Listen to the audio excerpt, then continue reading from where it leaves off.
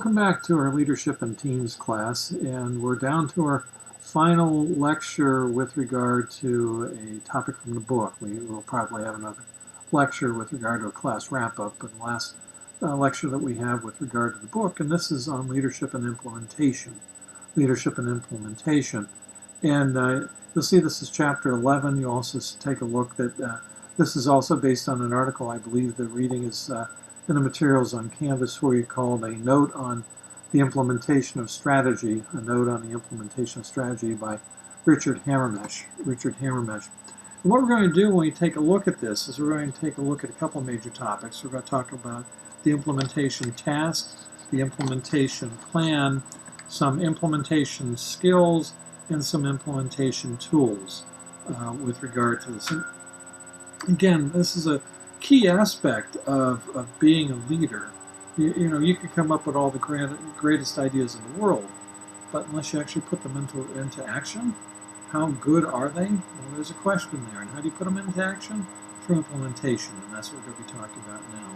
So let's start off with the first major topic, the implementation task. The implementation task. And under the implementation task, I have 4 major points to take a look at. The first of these is just the task. You know, what is the implementation task? And I have 2 points for you here, as well as a somewhat of a reference to a case.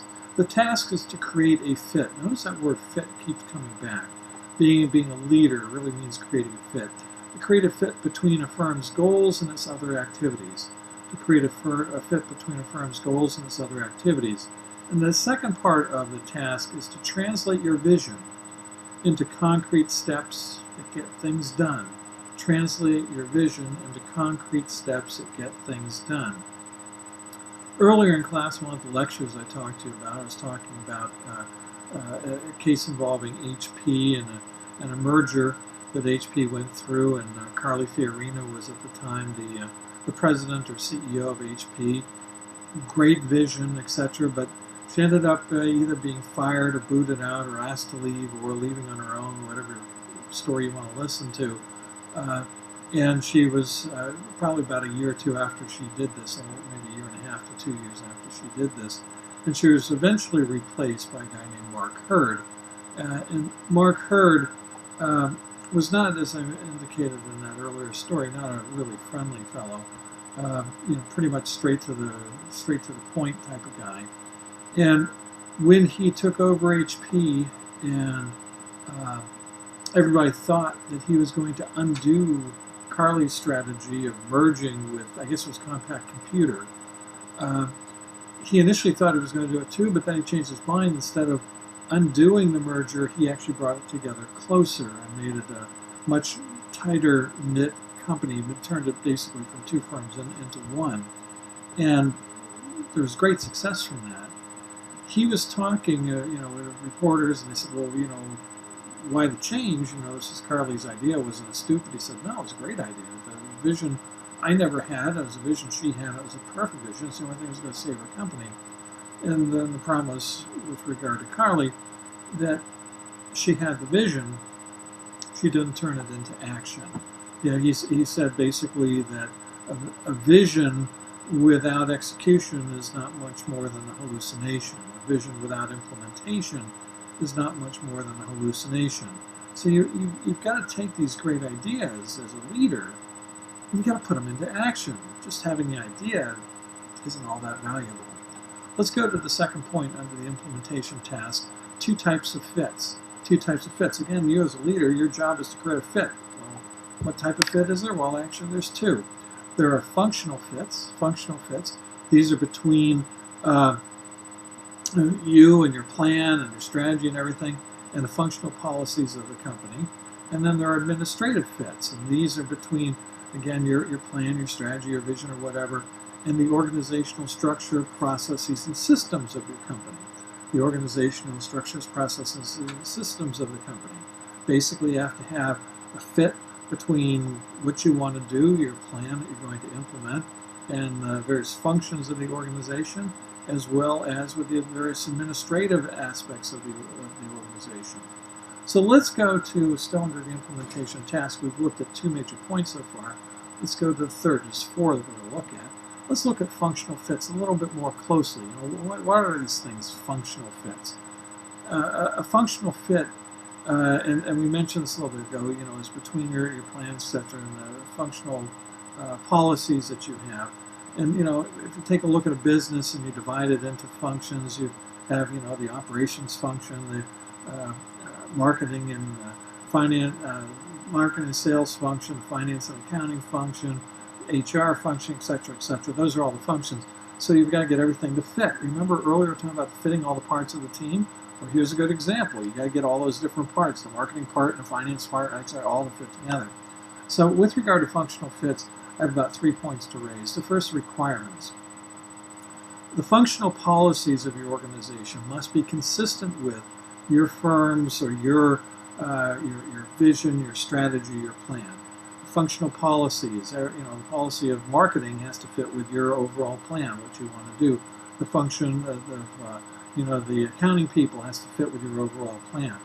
The second point under the requirements, all these functions, marketing, manufacturing, engineering, finance, HR, whatever you want to say, all of them should have policies that reinforce your plan, your strategy. You're the leader. All these parts should be coming together to reinforce what you want to do. So under functional fits, the first are the requirements. The second, a problem. And this is a problem that a lot of leaders have run into with regard to functional fits. Merely announcing a new strategy, to functional managers may not overcome standard functional postures and philosophies. Merely announcing it may not overcome standard functional postures and philosophies. Basically saying, this is what I want to do, might not get it done. You're going to say it, and sometimes you're going to have the resistance where it's outside. Oh, we're never going to do it. Obvious type of active resistance. But oftentimes, what happens is you announce it, and everybody goes, "Oh, okay, great idea," and then they go back to their office and they don't do anything, or they drag their feet doing it. Sometimes you can go further and they try to undo it with sabotage, etc. But that's not what you want. So you got to do more than just make an announcement of it. I'll give you 2 examples of it. Think about Carly Fiorina. When she starts to put together this merger with Compaq, she announced the merger. We're going to bring it together, and people throughout HP were saying, "Oh, yeah, okay," but they really weren't thrilled with the idea. Compaq was a different type of high-tech company than HP. HP focused on businesses. Compaq focused on consumers. HP was more straight-laced, suit and tie type of place, whereas Compaq was more like the Apple type, or things were a lot looser, etc. So there wasn't a tremendous fit there, and the people at HP weren't all that thrilled about this whole idea. So when she made the announcement, okay, great, we'll do it, they ended up really not doing it, and that's one of the reasons why she was booted, and when Mark came in, he made things work. Why? Because he got those functional people to do what they had to do. Another example of this is you might have heard of the country, of course, of Russia. You might know that its predecessor was something called the Soviet Union, which was a communist country and an authoritarian country, and literally almost a dictatorship. And the dictator, as it was about to fall, was a guy named Gorbachev. And Gorbachev recognized that the old Soviet system was not good, and it was allowing all the other countries of the world to advance well beyond where the Soviet Union stood. So one of the things he wanted to do is he wanted to loosen the reins of communism and governmental control to allow the people of the Soviet Union to become more innovative, like you saw in the United States and in China and other places throughout the world. So he instituted 2 different programs. One was called Perestroika, and the other was called Glasnost. And both of those are basically to, loosen the reins, allow people to have a little bit more freedom and figure out what they want to do, and hopefully be able to catch up with the West.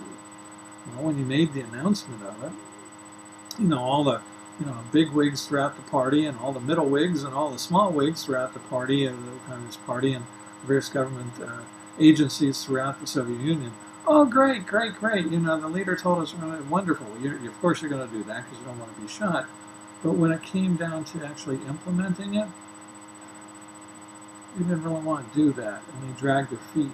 And as a consequence, perestroika and glasnost, which might have saved the Soviet Union, ended up being the final wedges that ended up helping to break it up, and Gorbachev being knocked out of power. So you've got to do more than just announce as a leader, just announce what you want to have done. The third and final point under functional fits is a solution. Well, you as a strategic leader, you have to become involved. You have to become involved. It's action, not just words. Just don't tell people things. Do something. It's action, not just words. Good example, this is a really good theory called management by walking around. Management by walking around. You want to be a leader, that's a good thing to do. Management by walking around says you're not going to lock yourself in an ivory tower someplace. You actually go walk around the facilities, the plant, meet people, see what's going on, etc. Management by walking around. So you need action, not just words. And the second thing I'll mention here is you have to look at details and not just make broad assumptions. Oh, everybody's doing it because I said so. No, follow up on it. Look at all the details. Look, are they doing it, etc.? What's happening here with regard to it? A good example of this, another good example I'll give to you. You might have heard that during the Second World War, one of the generals that the U.S. Army had was a guy named General George Patton, P-A-T-T-O-N, General George Patton. And Patton was indeed one of our best generals.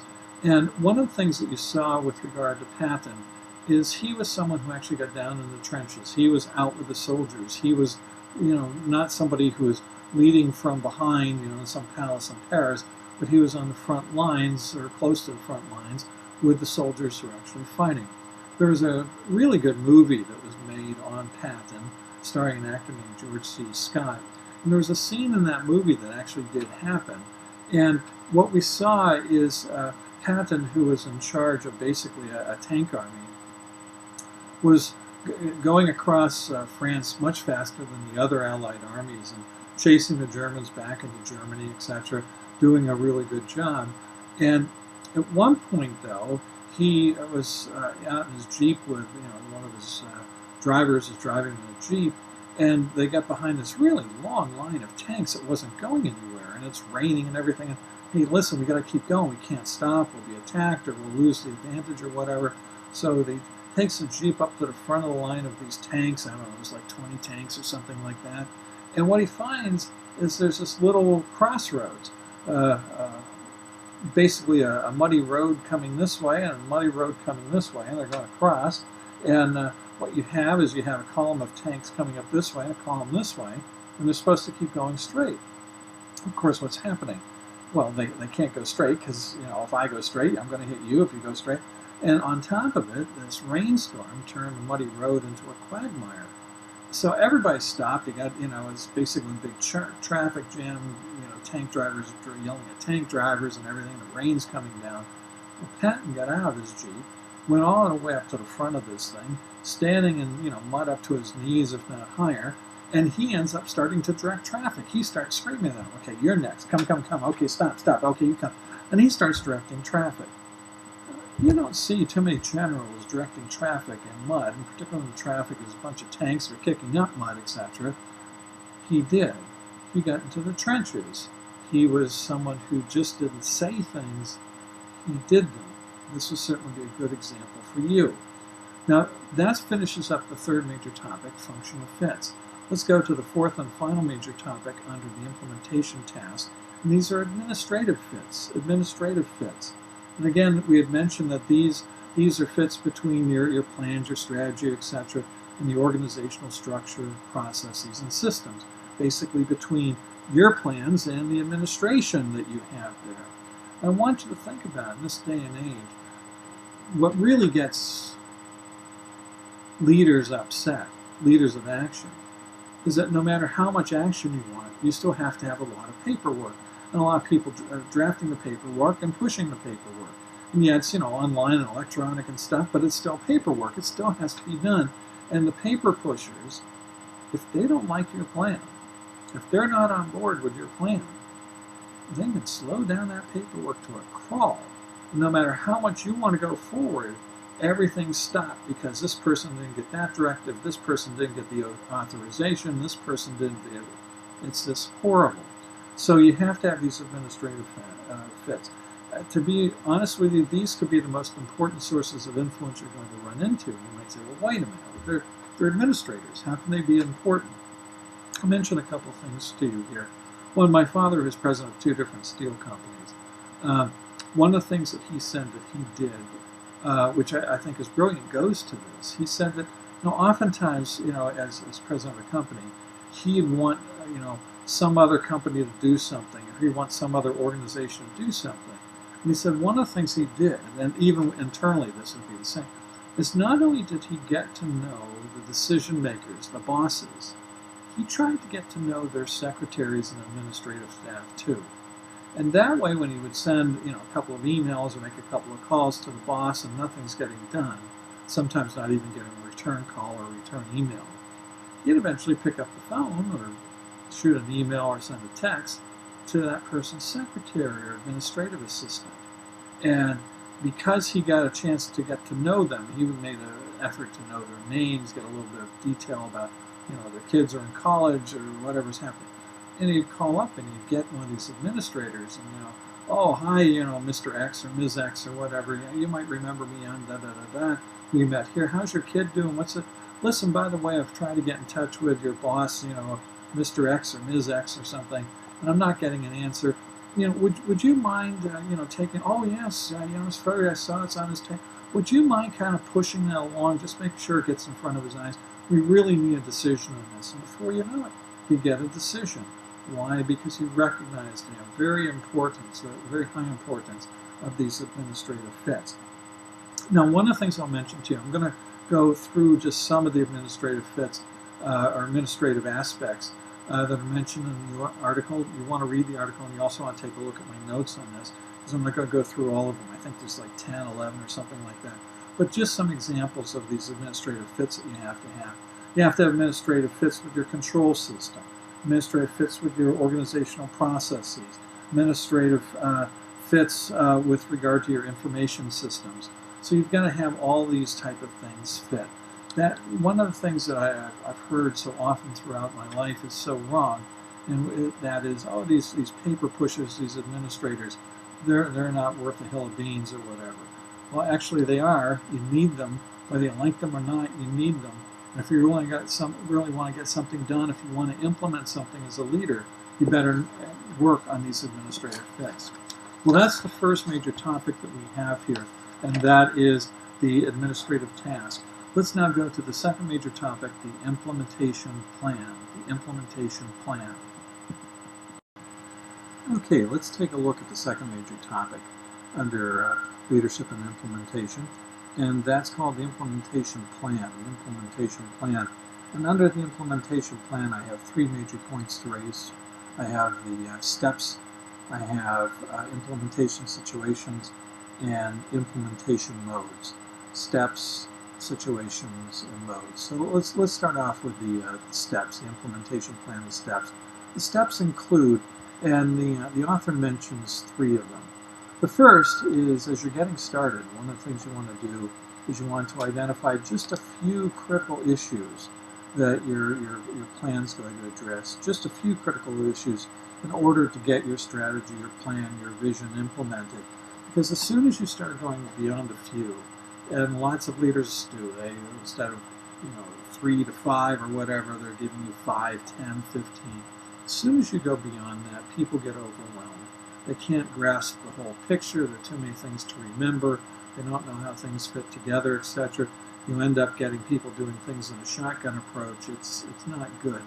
A presidential campaigner years ago, when Bill Clinton was running for president, one of his key campaign aides, in fact it might have been the person in charge of his campaign, had a huge sign that he carried around with him from office to office to remind him about something. And the huge sign just had the big word KISS written on it, K-I-S-S.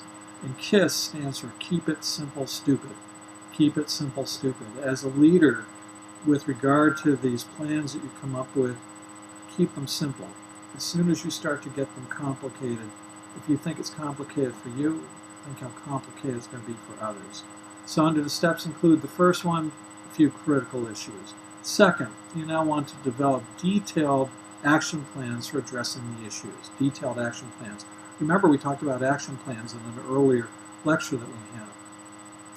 This author mentions about 3 subpoints with regard to detailed action plans. Let me mention them.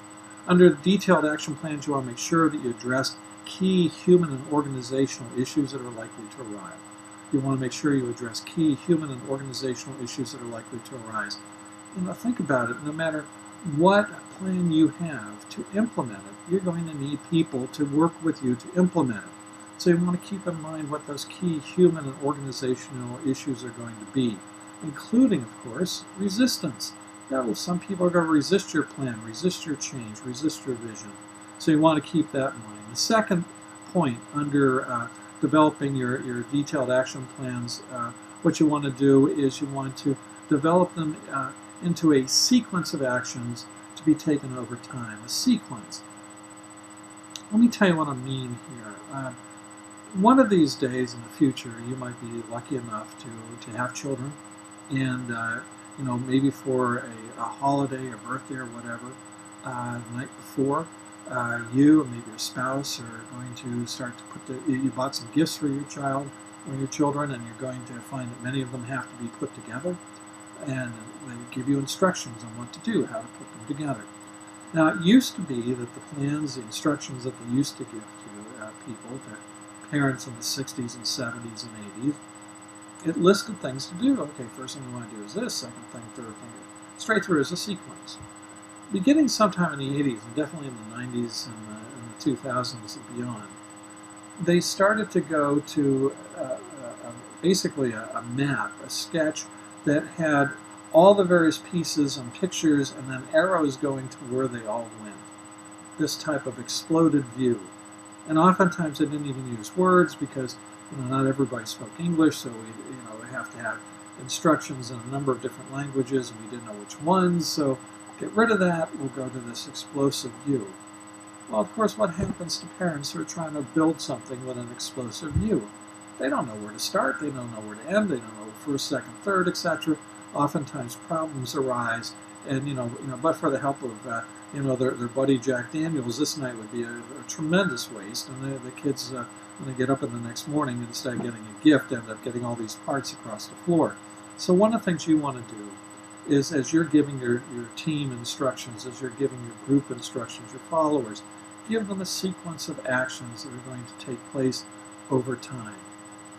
Let's go to the third and final point under developing these detailed action plans. You want to include in those plans a set of alternative actions, a set of plan Bs, if you will, just in case your plans don't work. Now, I have an example for you with regard to this. Again, if your plans don't work, what do you do? Well, the example I have for you involves a TV show that many of you might have heard. It's called The Apprentice. There's also a related show called The Celebrity Apprentice. I want to focus on the earlier one. You might know that was President Trump's TV show, or those were his TV shows before he got involved in politics. I don't want to talk about his politics. I do want to talk about his show because there's something that happened on that show once that relates to a plan B. As you might know about The Apprentice, what the producers would do is they would usually start the season off by getting something like 8 to 16 contestants on board, and they divide them into 2 teams. And the contestants oftentimes, particularly for The Apprentice, not The Celebrity Apprentice, oftentimes were people not unlike you. They might have been graduated from school, might have had a graduate degree, but they were usually mid-20s, maybe a little bit older in the 20s, but still in their 20s, and they were in business, and they would divide them into 2 groups. Let's say 2 groups of 5, 2 groups of 8, whatever the number was. And what you'd have is Trump would come down and he'd give both teams an assignment. And the team that carried it out better would win. For example, go out and see who can market and sell the most donuts or something like that. Well, the team that would win, great, here's accolades, etc. The team would lose, you'd have to fire somebody. And you'd do this week after week until eventually you went down from the 10 to 16 contestants down to 2. And sometimes the contestants were really good. Sometimes they slipped under the radar. One of the times that the contestants were absolutely excellent, you had a young lady named Rebecca Jarvis and a young gentleman named Randall Pinkett. were the final two, and they were excellent. They were good business people, good communicators, had vision, were able to get things done, very good leaders that we had. And both of them were assigned the same project, the final project. The winner of this gets to be Trump's apprentice. I think you win $1 million, so I'm not sure. And the loser, well, see you later. It's nice to have you here. Now, in that particular event, the assignment was both of them were told to go out and raise money for charities. Randall was told that he was going to raise money for charities after a polo event in Long Island. And we had Rebecca was going to raise money for charities in Madison Square Garden right after a New York Knicks basketball game. So they both went into their various rooms. They had some team members who had been fired before brought back, and then they had to plan what they were going to do so they could get all sorts of money and see who could raise the most money for charity. And the winner then would be the apprentice. And if you think about it, the winner really was a charity because the charity got both the winner and loser's monies. So if you think about what's the big difference between what Randall had to do and what Rebecca had to do. Well, Rebecca is doing something inside. Randall is doing something outside. Have you ever planned an event outside? Have you ever had a wedding outside, a birthday party, an anniversary party, or whatever? If I ask you what is one of the main concerns you have as you're putting together your plan, you're probably thinking the weather. Randall knew this. So Randall, as soon as he gets this, he goes and he checks what the weather is because he knows the day of the event. I think it's going to be 2 days, 3 days after they made the assignment. And he checks and the weather says it's going to be great. It's going to be, I think, a Saturday. Everything's going to be fine. So he goes through, he makes all the various plans, buys what he needs, and Rebecca does the same thing. And morning of the event, let's say it was Saturday, Randall's in his hotel room, and he hears this pinging on the window. And he goes and he opens up the drapes, and it's raining cats and dogs out there. It's like, oh my gosh, what am I going to do? He had only bought one tent. It wasn't a really big one. He didn't know what he was going to do because I don't go to polo matches, but apparently people who do go dressed in tuxes and gowns and whatever. We're talking some fairly rich people.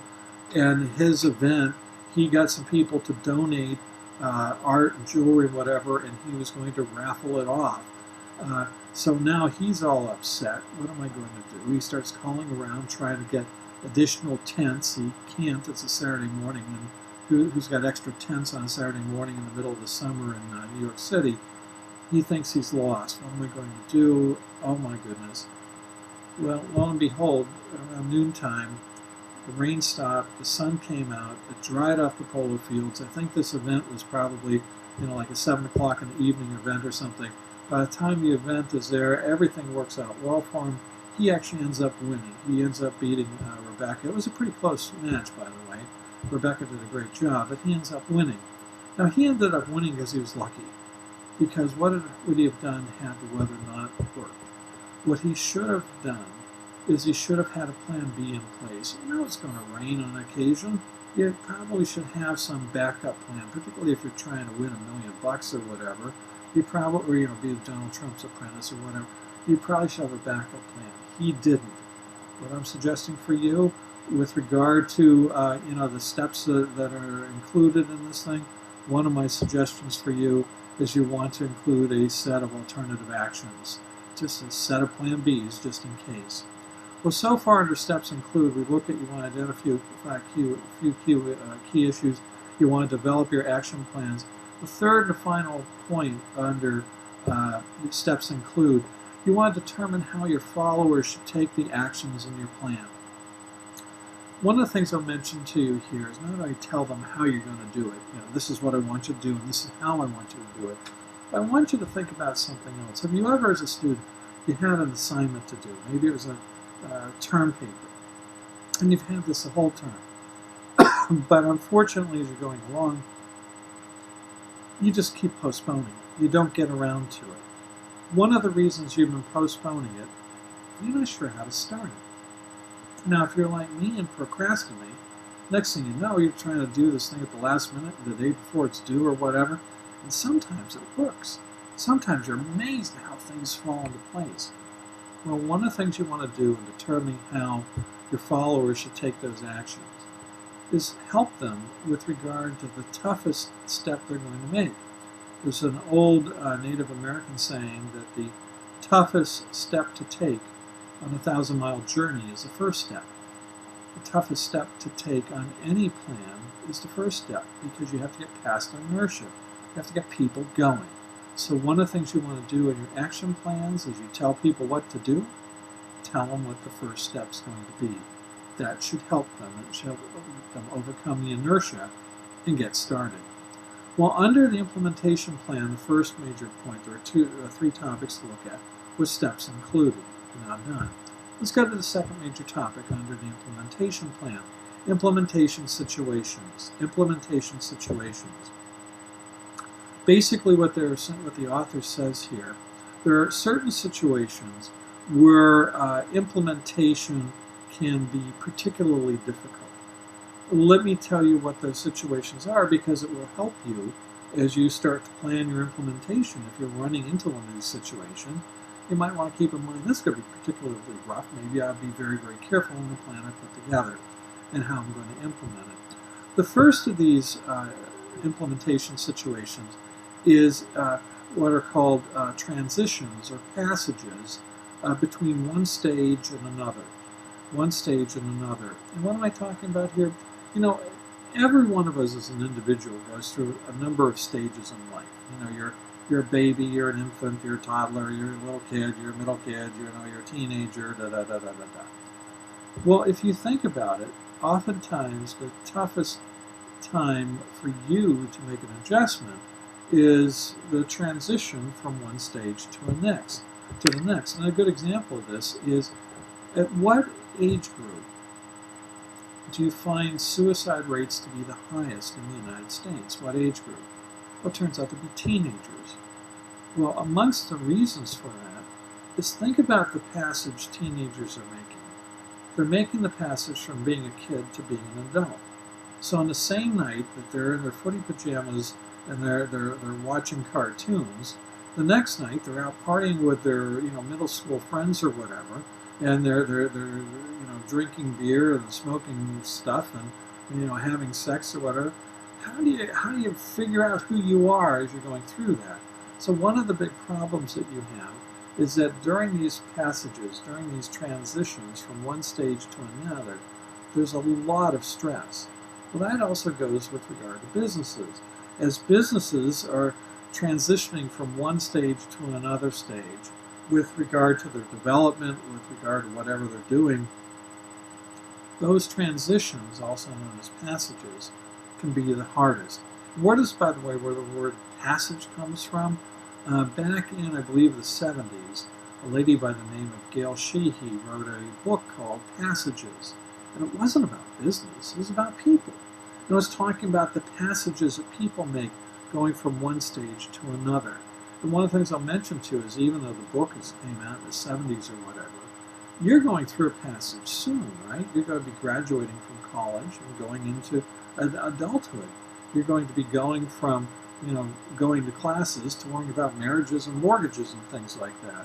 You might want to think about looking up her book. You could probably find it, because she talked about going through passages, including that one. And some of the issues people face and how they dealt with them might help you if you have any interest. So again, with regard to implementation situations, the first of these is when a business is going through a passage, going across a bridge, making that transition. The second implementation situation, where things can be pretty rough with regard to implementing things, are strategic situations such as, in the textbook or the reading here from Richard Hammermesh, basically mentions 4 or 5 of these. Let me mention them to you as well. I'm sure there are others. When you implement rapid growth, that's really tough. Implementing shrinking a business, I'm laying off people, I'm losing, really tough. But you know what? Implementing rapid growth, that can be even tougher. Things are exploding, and you've got to, you're growing and growing and growing. How do I keep up with everything? So implementing rapid growth is a strategic situation that can require an awful lot of work with regard to the implementation. A consolidation is another example.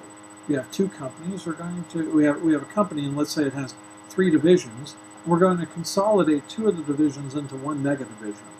Boy, that consolidation could have huge burdens with regard to implementation. How do I merge Chevrolet and Oldsmobile?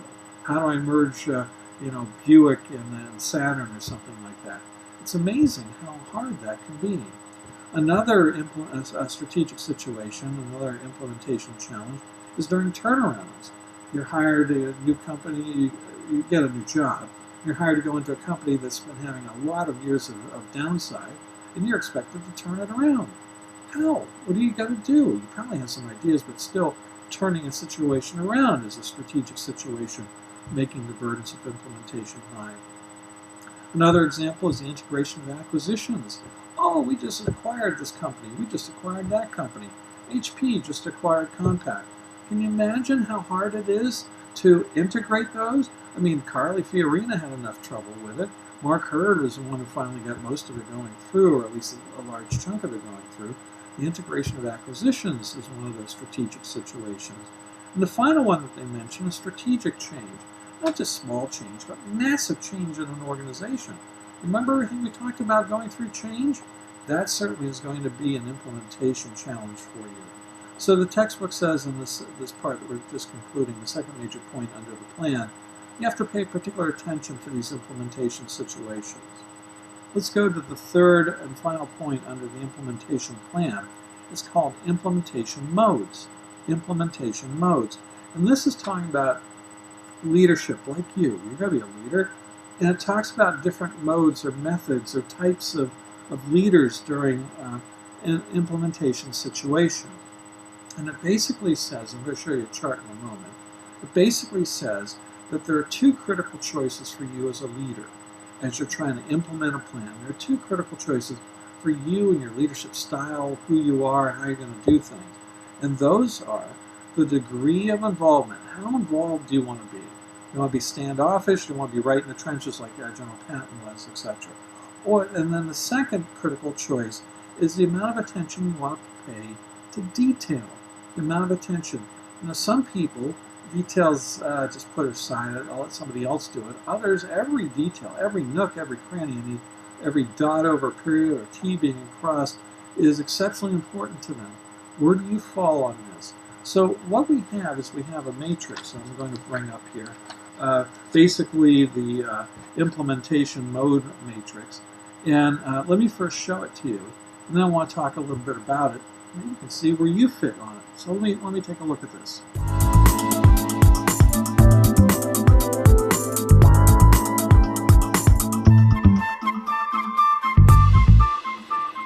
Okay, let's talk about this chart. Now, as you can see, there are four quadrants, four sections to this chart. In the upper row, we have a PM and an EM, and in the bottom row, we have an AM, and then we have a P and OS. Let's talk about each of those. Let's start with the upper row.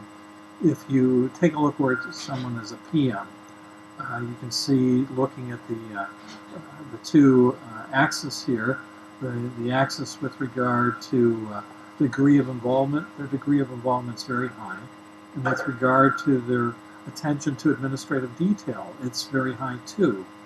This type of person, this type of leader, is called a political manager. And a good example of a political manager was Bill Clinton, President Bill Clinton. He was a type who not only liked to get involved with people and kind of try new things and whatever, but he knew he had almost like one of these memories that you could remember literally everything, a photographic memory almost. So he knew details, etc. Details made a lot of sense to him. So you would find him being high with regard to detail, but also high with regard to this involvement and the administrative constraints or whatever. He's high on detail, but also high in involvement. Let's move to the box to the right, still in that upper row, and we have an EM. EM stands for an entrepreneurial manager. And a good example of somebody here was Ronald Reagan. Ronald Reagan loved the involvement. He was always down shaking hands, just kind of like Bill Clinton, always involved with regard to that. But with regard to detail, nah, he wasn't all that concerned about detail. He drew the big pictures or whatever, and then he worried about his staff to figure out all the details associated with it. So he was an entrepreneurial manager. Let's go down to the lower level.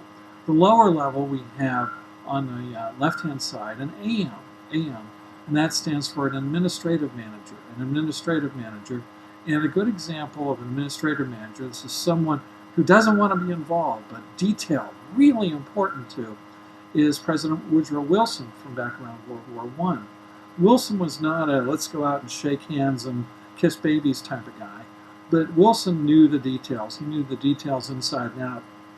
So with regard to that, Wilson clearly was an administrative manager. And now let's go to the box to the right of that.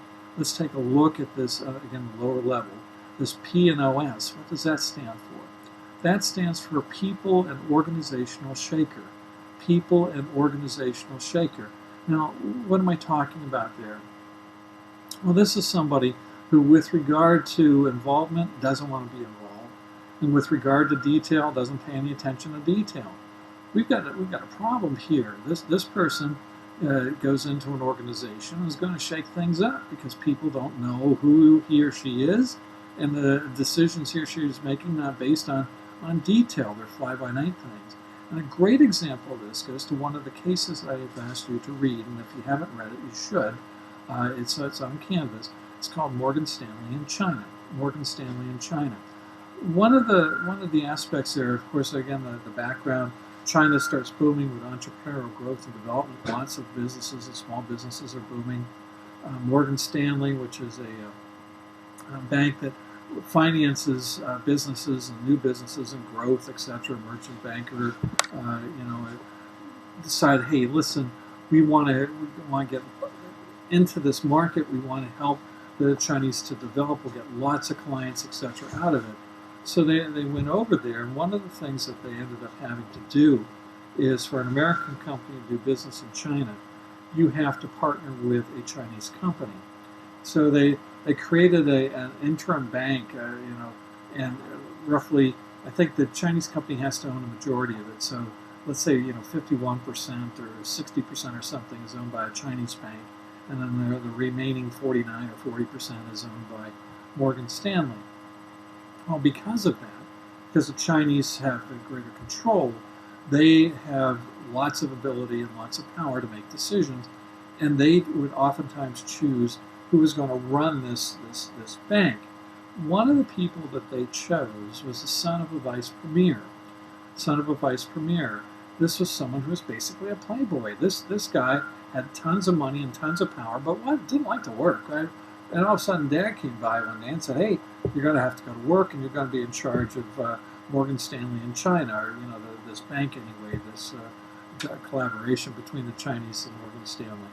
So this is what he would do. They had normal banking hours over there. It's similar to ours, and usually most of the people in the bank leave at the end of the day, 4 or 5 o'clock, maybe 6. Well, he would usually go into the office no earlier than 6, and oftentimes at 8 o'clock at night. And he'd spend the whole night there. Virtually nobody was there, the cleaning staff or something like that. And then in the morning, he'd leave. Most workers would show up in the morning, between 6 and 8 o'clock or 6 and 9 o'clock. He'd leave before they got in. So most people never saw him. They knew that the son of the vice premier was there, so, okay, whatever he says we got to do. But they never saw him. And on top of it, though, he made lots of decisions. And he wasn't paying any attention to detail. Detail was nothing important to him. He wanted to, as I say, he's this playboy guy or whatever. So he wasn't paying attention to the detail. One day he'd come in, and when he'd leave in the morning before everybody came in, he'd go and he'd put a note on somebody's desk, "I want you to, do X." The guys come in the morning, like, who is this? And what do you mean you want me to do X? We shouldn't be doing X. Well, it's the vice premier's son. Okay, we'll do X. And then a couple days later, go in, and there's another note from the guy. "Yeah, I've changed my mind. I want you to do Y." You're going back and forth. What am I supposed to do? Well, this type of leader is certainly someone who's going to shake up an organization, is certainly going to shake up people. So some people refer to this type of leader as a shaker. So, one of the things I would suggest is try to figure out where you fit. Are you a political manager? Are you an entrepreneurial manager? Are you an administrative manager? Are you a shaker? Looking at the history of my students, very few students say they're going to be a shaker. Most students start off in their undergraduate, they're usually either EMs or PMs. By the time we get into having MBA students or whatever, we have an awful lot of AMs as well with regard to that. So that finishes up the implementation modes aspect of this, which then finishes up the implementation plan.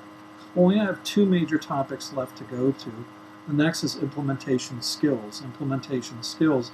And the author mentions that to be a good leader, to implement, you need to have these three skills. I think you need far more than three, but the three aren't bad. Let's take a look at them. The first skill, you have to be analytical. You have to be analytical, be able to analyze the situation, who's what, where, etc. You have to be analytical. The second, you have to be administrative. And the interesting thing is the definition of administrative here is not exactly what we would think. We did talk about administrative fits earlier, etc., but not so much here.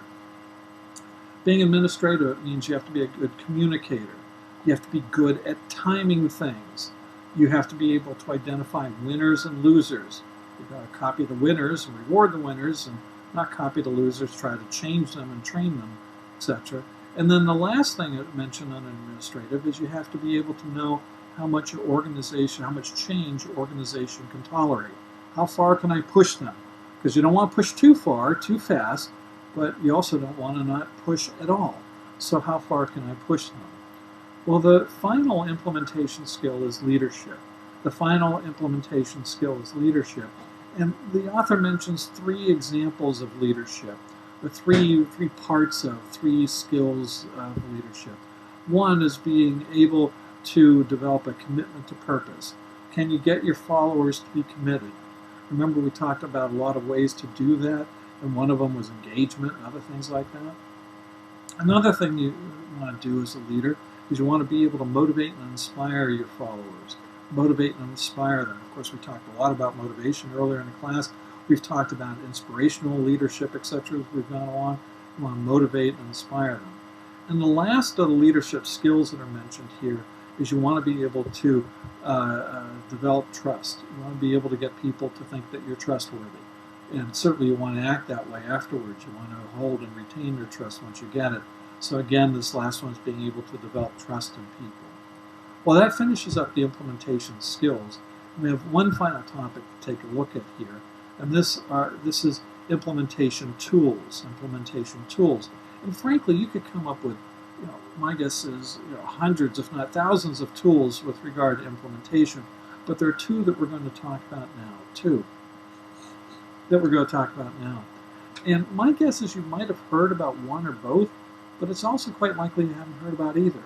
But I think both tools can be helpful to you in an implementation situation. You're a leader, you want to implement something, these two might help. The first of these is called the 7S model. The 7S model. That's basically the number 7 and then an S next to it. The 7S model. Let me tell you what the 7 S's are and then tell you how you use the model. The 7S model has 7 words, all of which begin with, surprise, S. These are strategy, structure, systems, shared values, skills, style, and staff. Let me go through that again. Strategy, structure, systems, shared values, skills, style, and staff. If you're going to start to go into an implementation situation, you want to give consideration to all of those. What's my strategy? What's my plan? What's my vision? Where are we going? How are we going to get there? The structure. What's the structure of my organization? What fits? What doesn't fit? How fast can it go? Where can it go? What's it built for? The systems, the values, the skills, and then the style and the staff. All those things are things that you want to consider as you start to put together an implementation plan, as you start to implement things. All those are going to have an impact. So let's look at them before we start. Now let's go to the last of the tools, the second tool that is stated here. And this is something called a blue ocean strategy. A blue ocean strategy. You may have heard of it before, you might not have. If you did, great. If you didn't, don't worry about it. Let's talk about it now. My guess is most of you live someplace where, or have lived someplace, where maybe there is a street or a couple of streets where all the car dealerships seem to locate, or at least many of them did. Or maybe a street where, a lot of the fast food restaurants all seem to locate. They all came together. Uh, that type of strategy where you have a lot of competitors crowding together in an area and then fighting over the competition. Those driving up and down the street or whatever. You're going to come into my store and buy a Honda, or you're going to go down the street and you're going to buy a Buick. What are you going to do? That type of strategy, this clustering type of strategy to fight over the customers who buy, that's called a red ocean strategy. Red ocean, meaning there's a lot of competition. We're going to fight each other for every competitor who goes down the street. There's another strategy, and that is, maybe I want to go someplace further away. Maybe where there aren't a whole bunch of other competitors. Maybe where perhaps I'm the only one selling or whatever it is I'm selling. This is saying I'm going to leave the red ocean, leave where everybody's fighting, etc. I'm going to go out someplace where there's no competition, no blood in the water.